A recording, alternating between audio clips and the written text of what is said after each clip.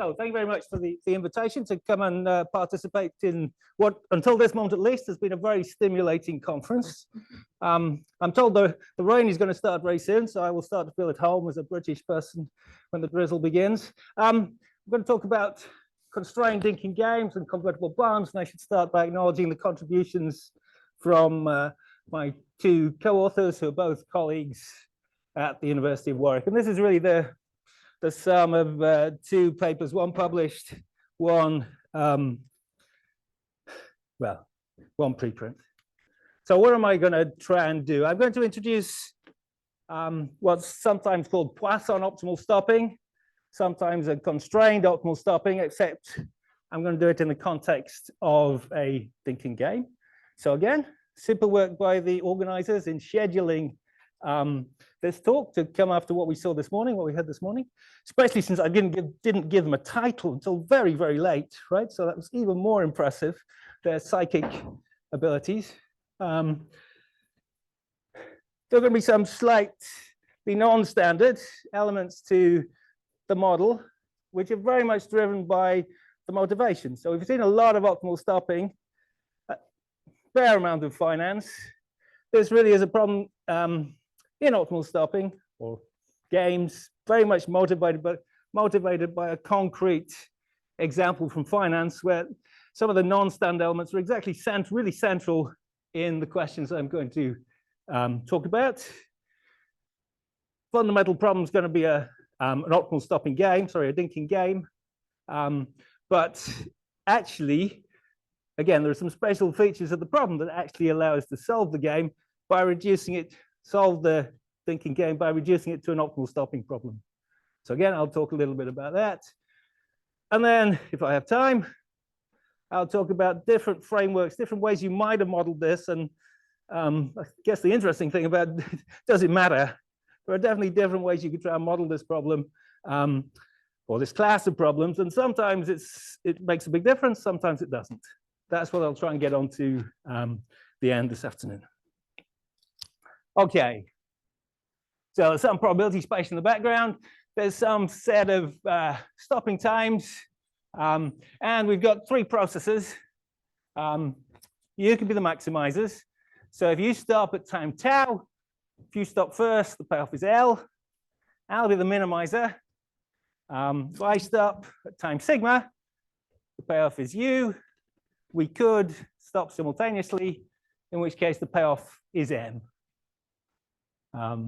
And so we saw this morning with, except they were called G1 and G2. There wasn't really a common stopping problem. And then it was FH, no, in my order, FGH. And this is a game, right? There's a maximizer U. I won't pick on anybody individually. You can all do it collectively. You choose tau, I choose sigma. And in the first talk this morning, in Ernesto's talk, we had that G1 was less than or equal to G2. So that's L less than or equal to U. That's the sort of the standard classical traditional setup for these games. But we thought in the Soren's talk later that actually sometimes interesting to think about what happens when you move out of that context. So that's one aspect, the fact there's a Dynkin game going on. Well, let's just pursue that a little bit further then. So how do you solve these Dynkin games? Typically, what you try and do is to find some sort of saddle point. So a strategy for you and a strategy for me, such that if you were to vary your strategy, you'd do worse, you'd get a lower payoff.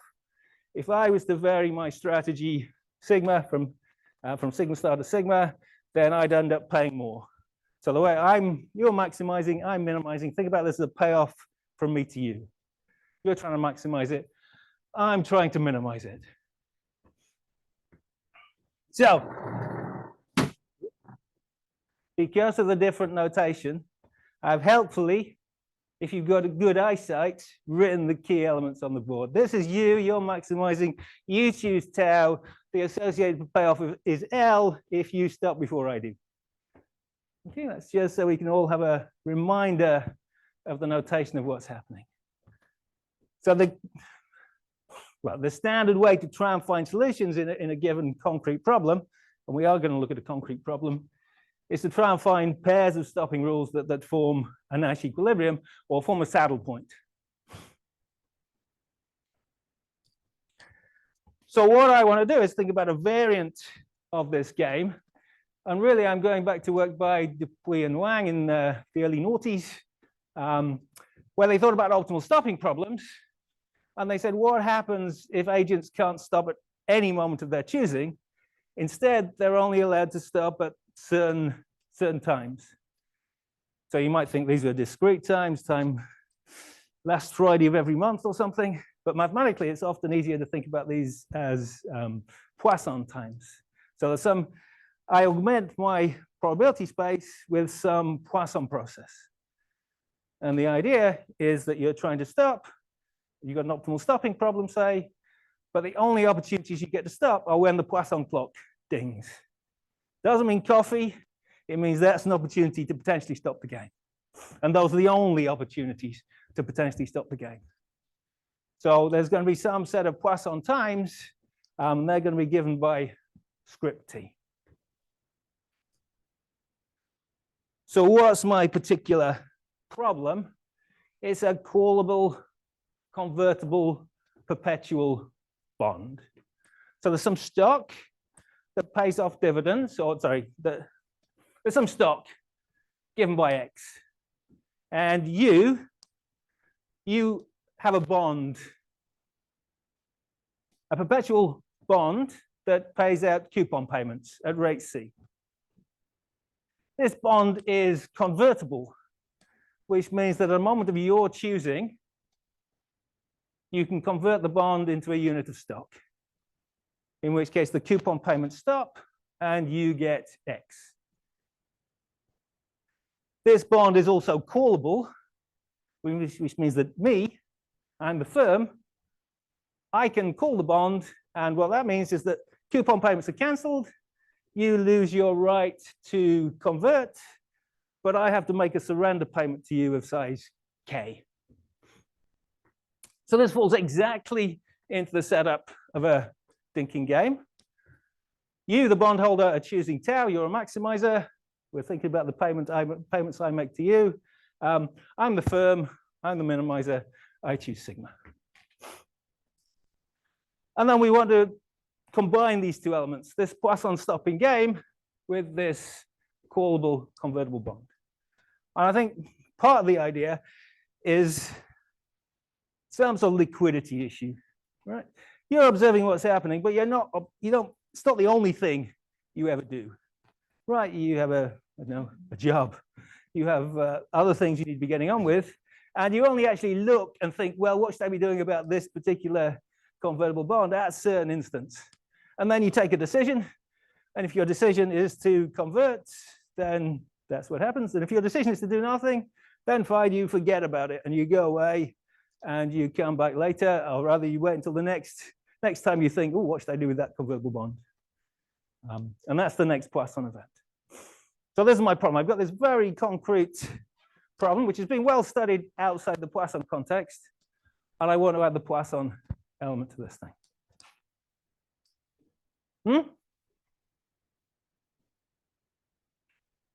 Oh.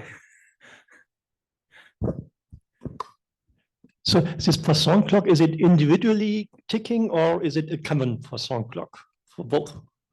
That's a very good question. Right, that's coming. Oh, that's probably the next slide.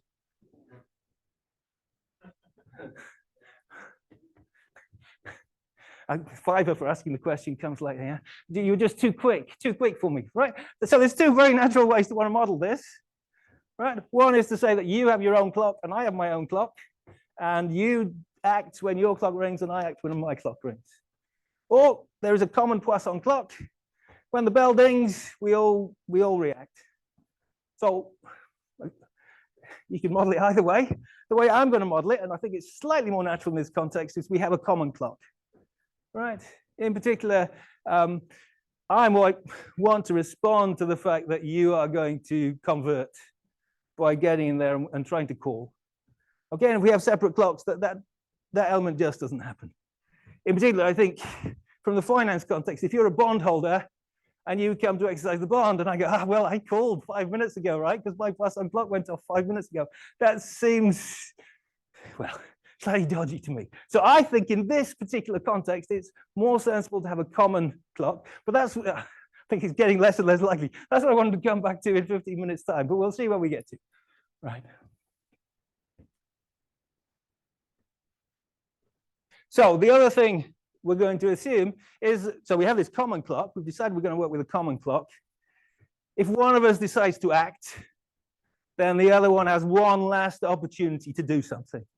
So if you get to call, I get one last opportunity. Sorry, if you convert, I get one last opportunity to call.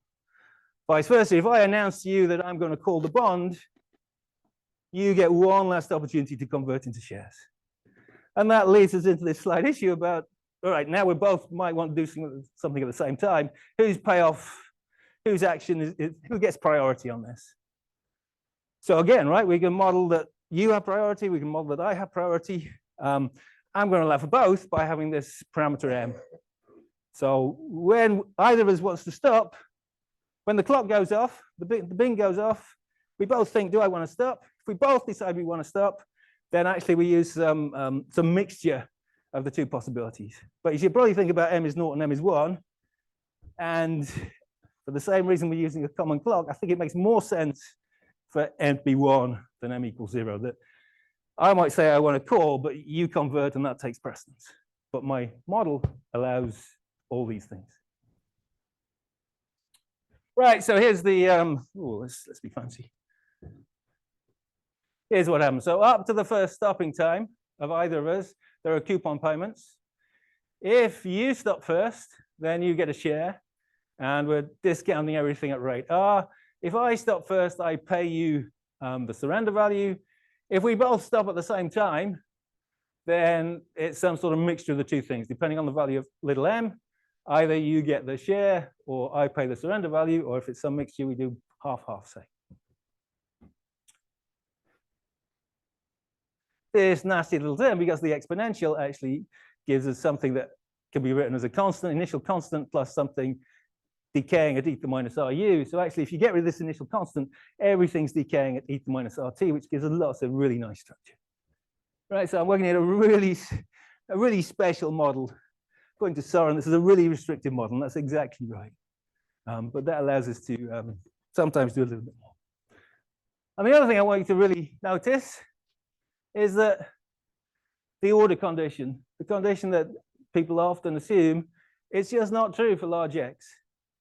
Right, when x is large, your payoff is bigger than what I would pay you to stop the game. So the order condition in this context just doesn't make any sense. And that's why I think this is an interesting model to think about. It's a really concrete, important example where standard assumptions don't apply.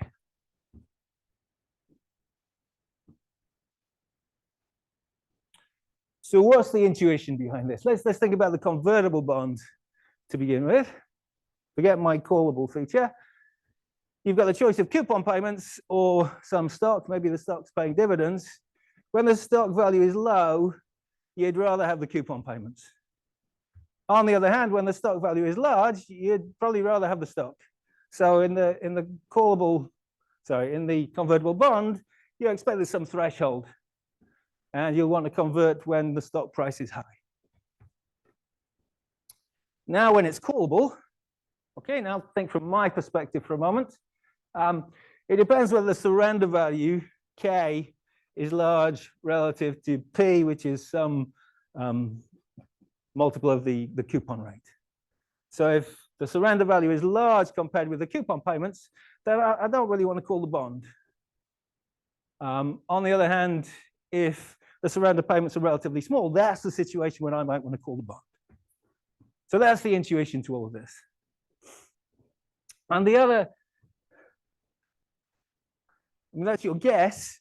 And therefore, actually, although it's a Dynkin game, we expect that actually it's depending on which of these two scenarios we're in, we expect it, or you might guess, or you might hope, that's probably the best way.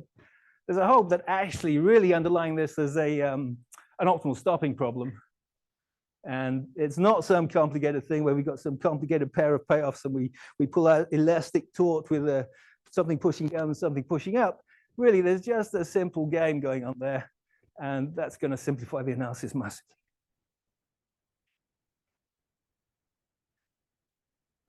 So here's a general statement which will allow us to reduce the Dynkin game down to an optimal stopping problem, which you can then solve. Well, it's not a classical optimal stopping problem because you can only stop at event times for Poisson process, but this is exactly the sort of problem studied by Dupuy and Wang and other authors since then. So let me introduce this time gamma, stopping time gamma, which is the first Poisson stopping time, so the first Poisson event time at which the order condition breaks down. Okay, so at which L is bigger than U. And then which way around are we doing this? So we're doing this from my perspective, I guess. So the idea is I'm going to imagine that, or you should imagine that I'm going to use that as my strategy and think about what are you going to do if that's my strategy. Okay, so when the order condition breaks down, actually you expect us both to want to stop. Right, so we're thinking about this general case. Let's look at your problem. You're going to take a supremum over stopping times under the condition that I'm going to stop at time gamma. So there's no point thinking about stopping times that don't stop before gamma. So that's when I want to look at tau gamma. Let's suppose this thing has a supremum, and then let's suppose that put yourself in my shoes for a minute. Let's suppose that from my perspective, if I was to stop before tau starts, sometime sigma, then this is the payoff I would get, U sigma. And let's suppose that that's worse than just leaving you to go off and do whatever it is.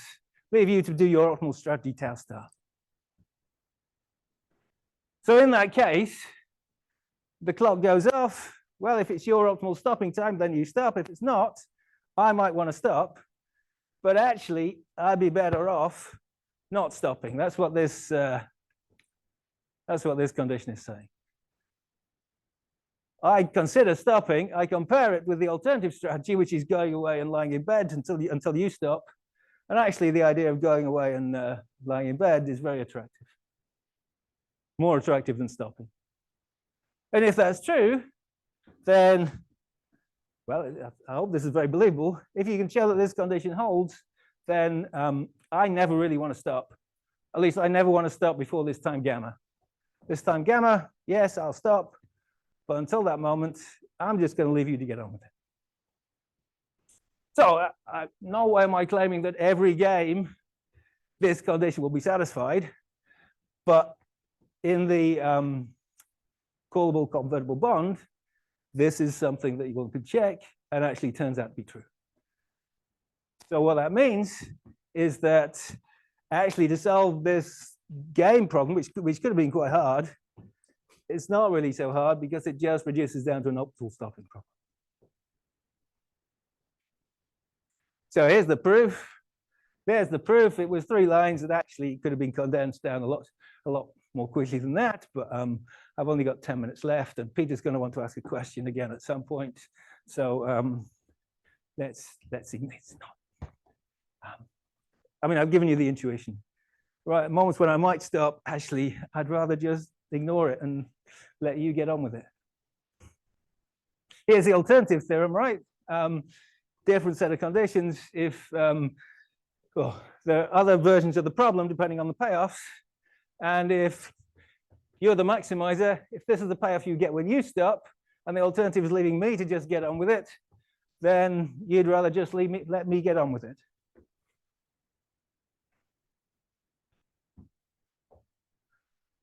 So then, if we go back to our callable convertible problem, bond problem, there are about a dozen cases, but quite remarkably, every single case falls into one of these two situations.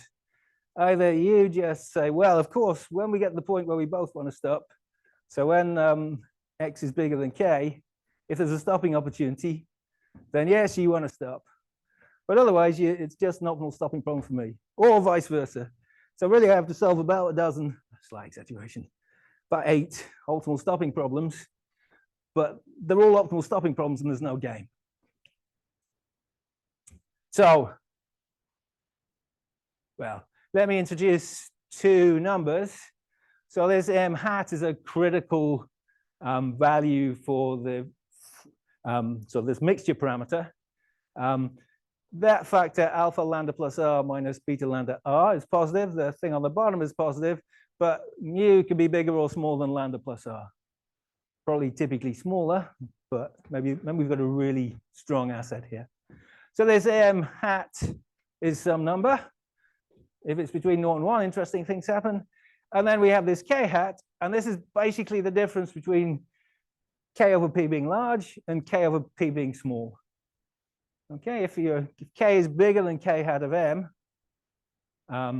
so that depends on p, and there are special cases depending on whether m hat is negative or positive and so on. But basically, this is the boundary between small k and large k.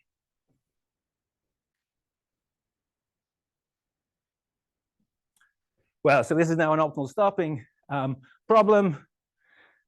We expect that the value function is the solution of some, well, HGB-like penalized HGB equation. And what's the strategy? So we're thinking about the case when k over p is large. Okay, so what does that mean? So the sort of the conjecture strategy is that for small x, we're both going to want to wait.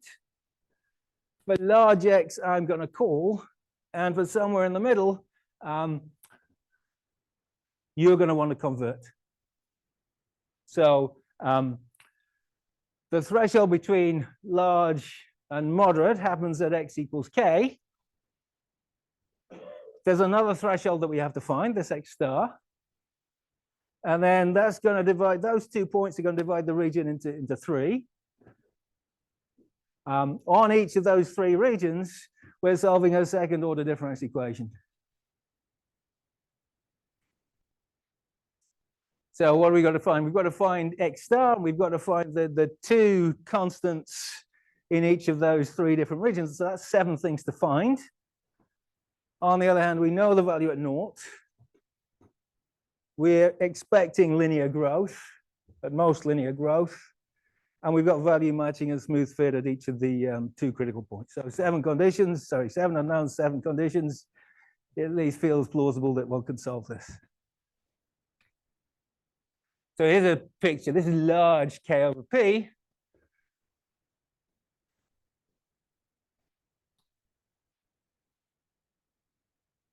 So what's happening down here? Ooh. In this part of space, we're both waiting. Up here, well, you want to convert, but I'm going to call. Okay, and if that makes the payoff any smaller, then I'm going to want to call. And it will do, right? As long as m is not 1, I can reduce the payoff by calling the bond. And perhaps only reducing it by a fraction. And then over this region, between these 2 critical points, you're going to want to call. Sorry, you're going to want to convert. And I'm just going to leave you to do it. Okay, I'm not going to want to pay the surrender value of k, which is more than x, more than I'm paying you anyway.